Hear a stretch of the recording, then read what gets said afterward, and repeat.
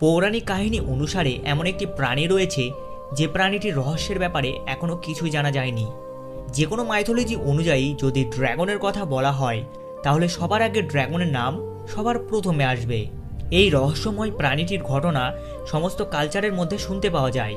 কোথাও এই প্রাণীটিকে মানুষের রক্ষক, আবার কোথাও এই প্রাণীটিকে মুখ দিয়ে আগুন ছাড়তে পারা ধ্বংসকারী প্রাণী হিসেবে মানা হয়।